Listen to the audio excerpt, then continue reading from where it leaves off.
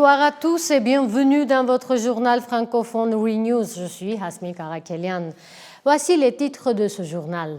Sommet à Washington, la paix ou le piège du corridor. Le rêve américain à 15 000 $, la nouvelle politique du visa des États-Unis qui pourrait concerner de nombreux Arméniens. L'Iran sur tous les fronts, alors que les yeux sont tournés vers Washington, Téhéran joue son propre jeu. Le Premier ministre arménien Nikol Pachinian est à Washington où se tiendra demain, le 8 août, un sommet très attendu avec Ilham Aliyev et Donald Trump. La rencontre confirmée hier par le gouvernement fait suite à des jours de spéculation dans la presse. Et si officiellement, selon Yerevan, la rencontre vise à promouvoir la paix et la coopération économique à Bakou, on affiche déjà des objectifs bien plus précis. La députée azerbaïdjanaise sans étiquette Sabina Salmanova a en effet levé une partie du voile, déclarant que les discussions porteraient sur l'approfondissement de la coopération économique et sécuritaire avant d'ajouter, je cite, « Dans ce contexte, il est prévu de discuter de questions aussi fondamentales que l'ouverture du corridor de Zangezur ». Cette mention du corridor de Zangezur n'a pas manqué de provoquer une vive réaction à Téhéran. Pour le député iranien Amir Mogdeban, membre de la Commission de la sécurité nationale, le projet est clair et il constitue une menace directe pour les intérêts de l'Iran. Il affirme, je cite, « L'Azerbaïdjan tente de lancer le corridor de Zangezur avant le soutien des États-Unis et du région sioniste ». Le député iranien a également mis en garde. Le gouvernement iranien devrait réagir plus fermement à ces actions. Le rôle principal incombe au gouvernement qui doit empêcher la réalisation des objectifs des ennemis de l'Iran par une diplomatie active. Le décor est donc planté. À la veille d'un sommet officiellement dédié à la paix, les agendas cachés et les lignes rouges géopolitiques sont déjà exposés, avec le corridor de Zangezur au cœur de toutes les tensions. En bref, le sommet de Washington est une chance pour l'Arménie ou un piège. Cette question divise et certains analystes se montrent très pessimistes. C'est le cas d'Alexander Kananian qui estime que personne en Arménie, ni le pouvoir ni l'opposition, ni même le peuple n'est aujourd'hui prêt à se battre pour sauver l'État. Un constat sévère qui le pousse à affirmer que cette rencontre ne sera pas bénéfique pour le pays. Ici, une nouvelle menace majeure s'ouvre à nous, car la Turquie et l'Azerbaïdjan peuvent très facilement arracher l'accord de Trump. Et cette entreprise américaine, à qui sera délégué le contrôle et l'organisation de la route, pour reprendre le vocabulaire de Nikol Pachinian, pourrait en réalité n'être américaine que de nom. En pratique, elle pourrait même servir les intérêts de la Turquie à l'encontre de ceux des États-Unis, car au fond, ce serait une organisation turco-azerbaïdjanaise avec une simple immatriculation américaine de façade. Téhéran joue sur tous les tableaux dans le Caucase. Alors que les yeux sont tournés vers Washington, le président iranien Massoud Pezeshkian prépare une visite en Arménie. L'annonce a été faite par le ministre iranien des Affaires étrangères Abbas Araghchi, une manœuvre diplomatique qui semble destinée à apaiser les critiques nées de sa récente présence à Stepanakert aux côtés d'Ilham Aliyev. En affichant sa proximité avec Yerevan, Téhéran cherche à préserver son rôle d'acteur incontournable dans la région, tout en jonglant avec les sensibilités de ses deux voisins. Rappelons que la visite du président iranien en Arménie avait été annoncée plus tôt. Il était jusqu'alors indiqué que la visite aurait lieu avant septembre. Un double message envoyé par Téhéran sur le front nucléaire. Le ministre des Affaires étrangères a confirmé la venue du directeur adjoint de l'Agence internationale de l'énergie atomique, mais a immédiatement précisé qu'il s'agissait de discussions sur la coopération et non d'inspection. Dans le même souffle, il a balayé les rumeurs de négociations avec les États-Unis. La ligne est claire, l'Iran discutera, mais uniquement selon ses propres termes et à sa propre rythme. Visiter les États-Unis pourrait bientôt vous coûter très cher avant même d'avoir acheté votre billet d'avion. Dans le cadre de sa politique de durcissement de l'immigration, l'administration Trump s'apprête à lancer un programme pilote qui secoue déjà le secteur du tourisme. Son principe exigeait une caution pouvant aller jusqu'à 15 000 $ pour certains visas touristiques et d'affaires. L'objectif affiché, lutter contre l'immigration illégale en dissuadant les visiteurs de dépasser la durée de leur visa. Mais cette mesure suscite une vive polémique. Est-ce une garantie logique ou une barrière financière discriminatoire? Qui est vraiment visé par ce programme? Quelles conséquences pour l'image et l'économie américaine et quel impact pour les Arméniens, toujours aussi nombreux à rêver d'Amérique? Les détails dans ce reportage. Le gouvernement des États-Unis pourrait exiger une caution allant jusqu'à 15 000 $ pour certains visas de tourisme et d'affaires. Selon la notification officielle du gouvernement fédéral, l'objectif du programme est d'empêcher le séjour illégal des visiteurs qui dépassent la durée autorisée par leur visa. Dans le cadre de ce programme, les services consulaires américains auront le droit de prélever une caution auprès des citoyens des pays dont les ressortissants sont les plus susceptibles de violer les délais de leur... De plus, une caution pourra également être exigée des citoyens des États dont les systèmes de vérification et de filtrage sont jugés insuffisants. À Times Square, New York, le célèbre cow-boy nu Robert Burke commente. Si pour une famille c'est 60 000 $ et pour une personne 15 000 $, où est le problème? Si tu veux venir, tu payes la somme et ensuite tu la récupères. Pour moi, ça semble légal et logique.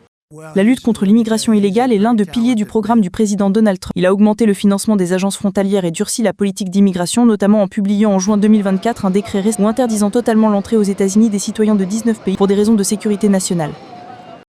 Si pour une famille c'est 60 000 $ et pour une personne 15 000 $, où est le problème? Le programme pilote a une durée d'1 an.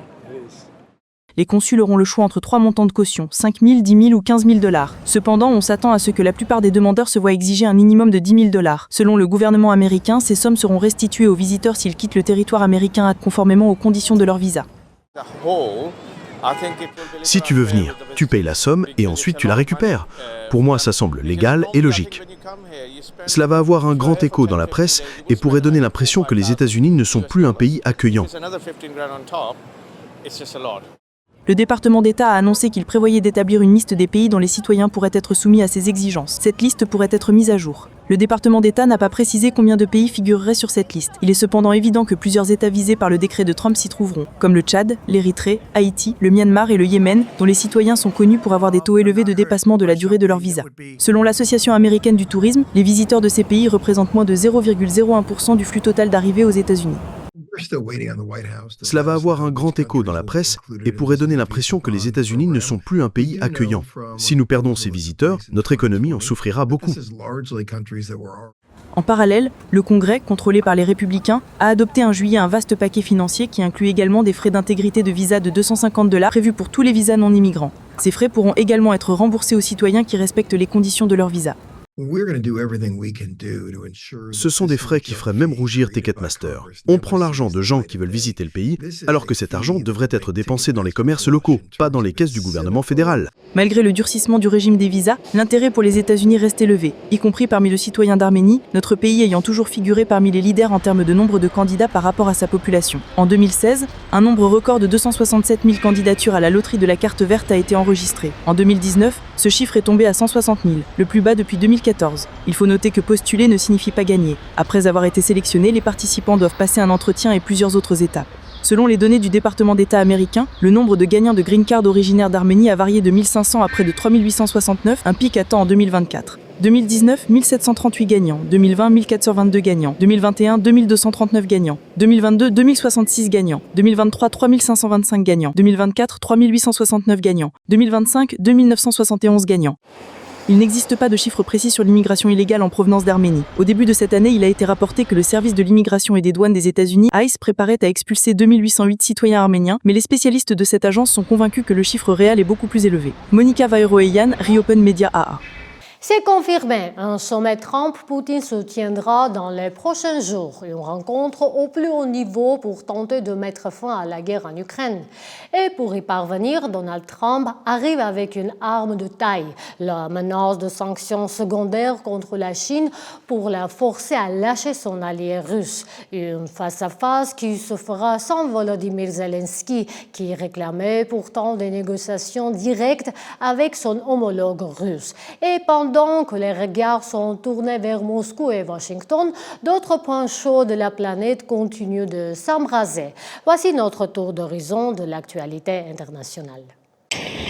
Donald Trump pourrait rencontrer Vladimir Poutine dès la semaine prochaine. L'objectif, faire pression sur la Russie pour mettre fin à la guerre en Ukraine avec une arme de taille, la menace de sanctions secondaires contre la Chine. Il s'agirait de la première rencontre entre les présidents américains et russes en exercice depuis le face-à-face entre Joe Biden et Vladimir Poutine à Genève en juin 2021. Dans cette offensive diplomatique, Donald Trump a également brandi la menace de droits de douane supplémentaires contre Pékin pour ses achats de pétrole russe, une mesure déjà appliquée à l'Inde.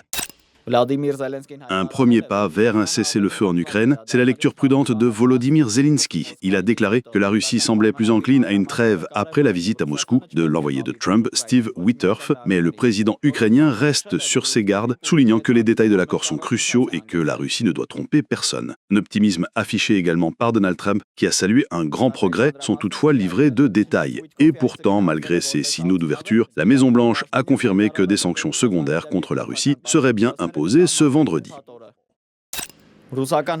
Pendant que les discussions diplomatiques s'intensifient, le bruit des bombes continue de résonner en Ukraine. À Nikopol, des frappes de l'artillerie russe ont fait 3 morts et 4 blessés, selon le gouverneur de la région de Dnipropetrovsk. L'attaque a eu lieu sur la rive nord du Dniepr, une zone fréquemment visée. Selon les autorités ukrainiennes, un véhicule des services d'urgence a été touché et l'une des victimes est un secouriste qui portait assistance à la population. La tech est au cœur d'un bras de fer diplomatique. Le secrétaire d'État américain Marco Rubio a ordonné à ses diplomates en Europe de lancer une vaste campagne de lobbying contre la loi sur les services numériques de l'Union européenne. Pour Washington, ce texte est une entrave à la liberté d'expression qui impose des coûts financiers démesurés aux géants américains de la tech. Un rapport confidentiel daté du 4 août accuse l'UE d'imposer des restrictions inutiles. La mission des diplomates est donc claire, convaincre les gouvernements européens de réviser, voire d'annuler cette législation. Le Ghana est en deuil après un terrible accident d'avion qui a coûté la vie à 4 hauts responsables du gouvernement et aux membres de l'équipage. Tous les passagers ont péri, dont le ministre de la Défense, Edward Omano-Boama, et le ministre de l'Environnement, Ibrahim Murtala Mohamed. L'hélicoptère militaire avait décollé de la capitale, Accra, avant de disparaître des radars. Ces débris ont été retrouvés plus tard. Un deuil national a été décrété dans le pays. Une scène pour le moins inhabituelle hier soir à Ijevan. Des travailleurs indiens ont bloqué pendant près d'une heure la route inter-État vers Yerevan. Leur revendication, le versement de leur salaire impayé. Cet incident met en lumière l'arrivée massive depuis 3 ans de travailleurs indiens en Arménie. Mais il montre surtout qu'ils ont parfaitement intégré les coutumes locales. Et pour se faire entendre, ils ont choisi une méthode devenue un classique depuis 2018, le blocage de rue. Un clin d'œil de l'histoire sans doute puisque cette manifestation s'est déroulée à Ijevan, la ville natale même de celui qui a popularisé cette forme de contestation, le Premier ministre Nikol Pachinian.